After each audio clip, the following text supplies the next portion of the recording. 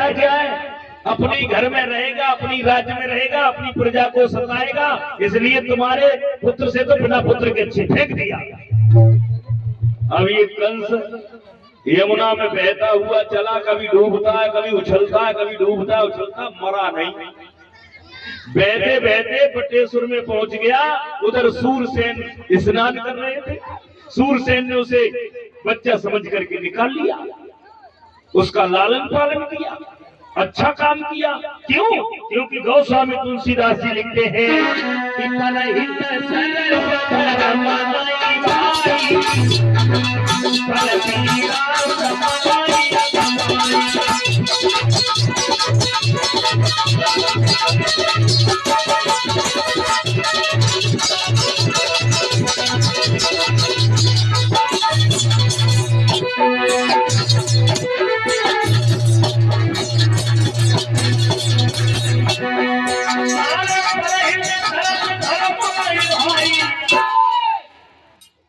पर पीड़ा उन्होंने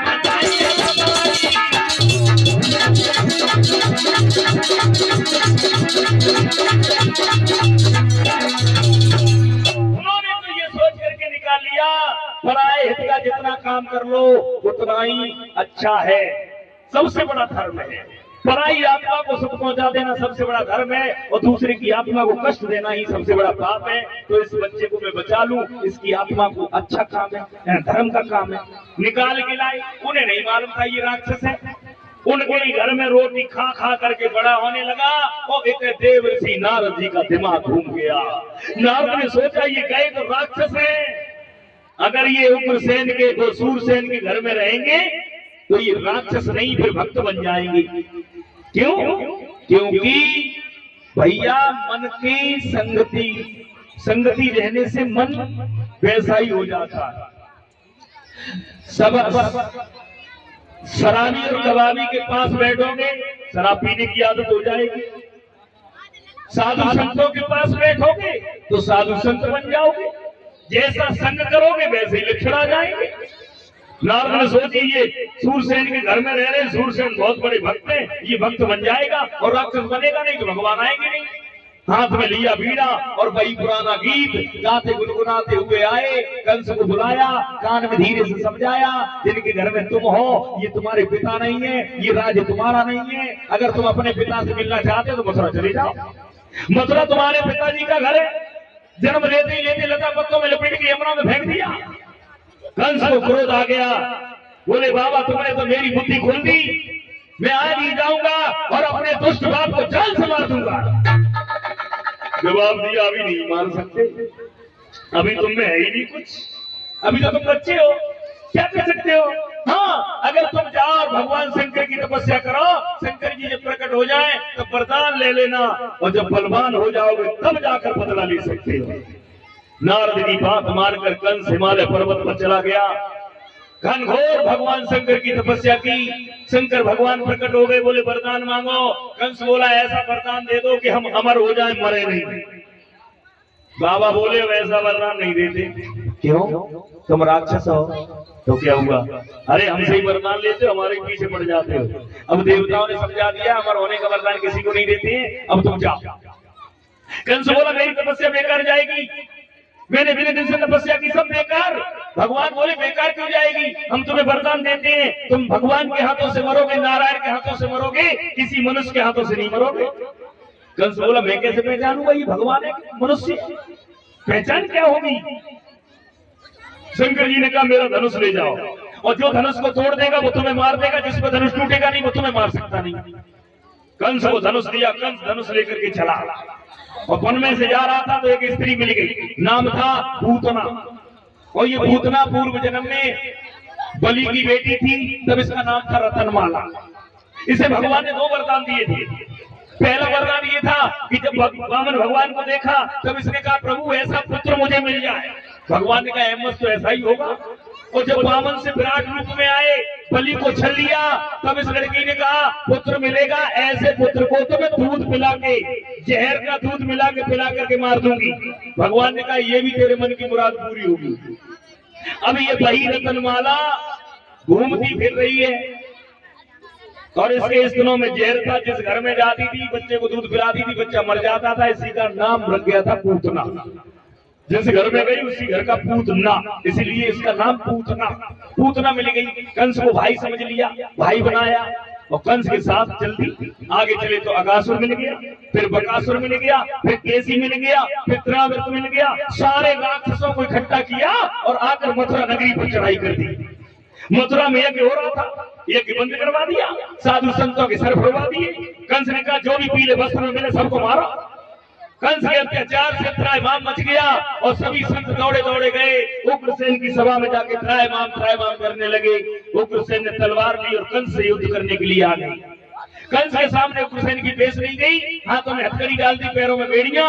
उग्रसेन को पकड़ के जेल में डाल दिया और उनके भाई देवक को भी जेल में डाल दिया और कंस मथुरा का राजा बन गया। और जैसे ही राजा बना तो राक्षस लोग जयकारा लगाने लगे, बोलो कंस महाराज की। जो जो लगाए रहे सब कंस के बन सके। 51 रुपए राहुल यादव सनो पप्पू सिंह, राहुल यादव सनो पप्पू सिंह उनकी तरफ से आए। लिखा है आला में छाप लगा दीजिए, भी लगाएंगे, थोड़ी देर रुक जाओ। 101 रुपए विनोद सनब राजपाल नगला मनिका के रहने वाले, उनकी तरफ से आए। मेरे बच्चों, कंस जब मथुरा का राजा बन गया तो इसने अपना राज चलाना शुरू किया। अरे हाथों में हथकड़ी डाली,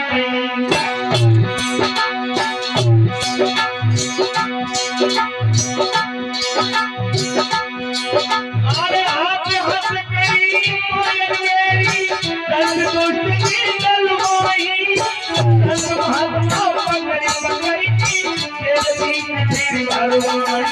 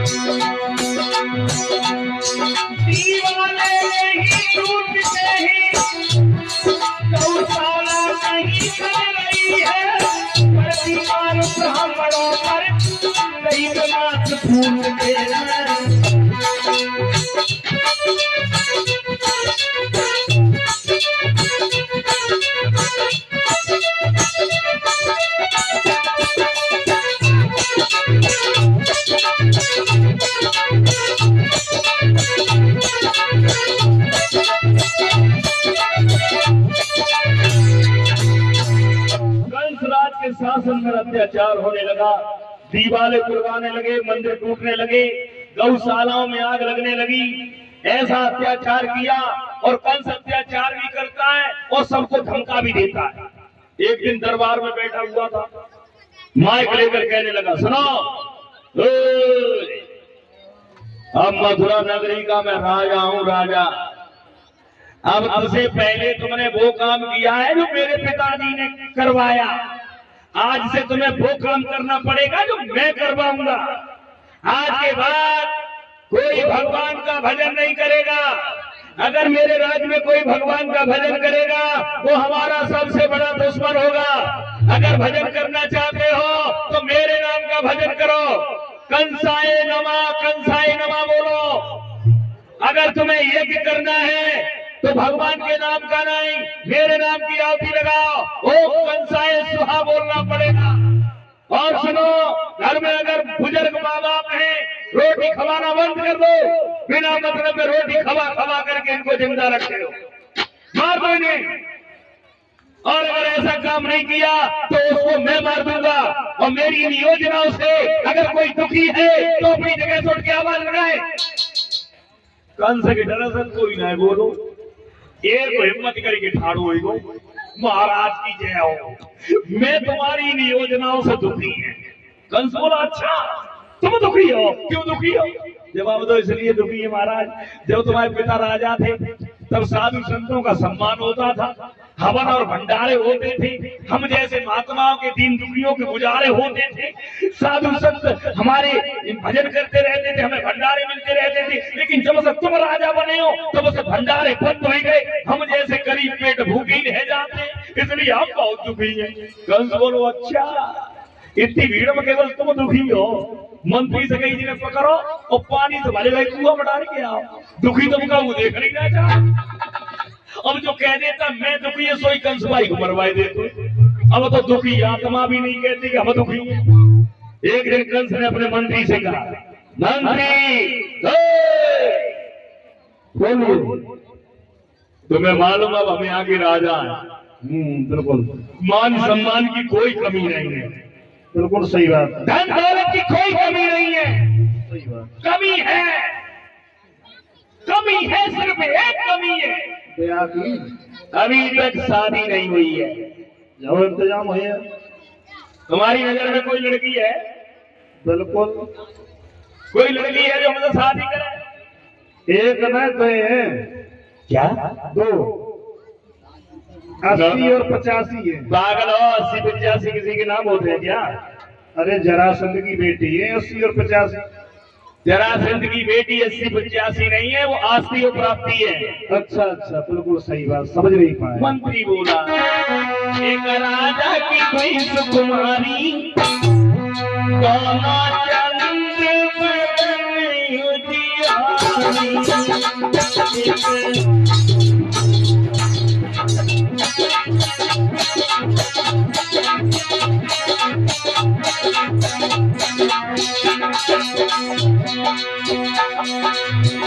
इनका सुंदर पवन सुनेगा और चंद्रमय साथ कहना, नादान उमर की वाणी घर में धूमे तुम्हारी।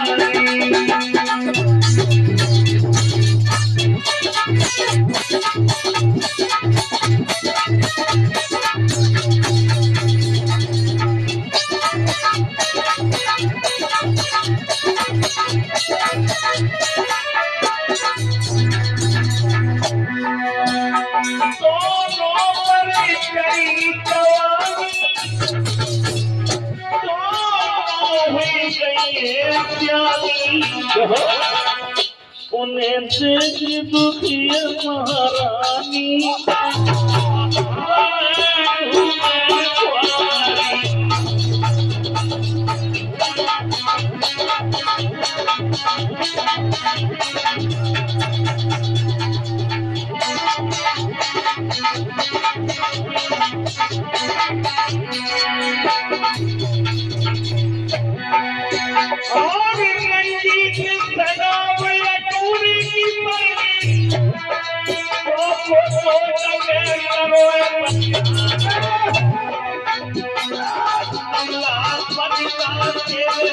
भैया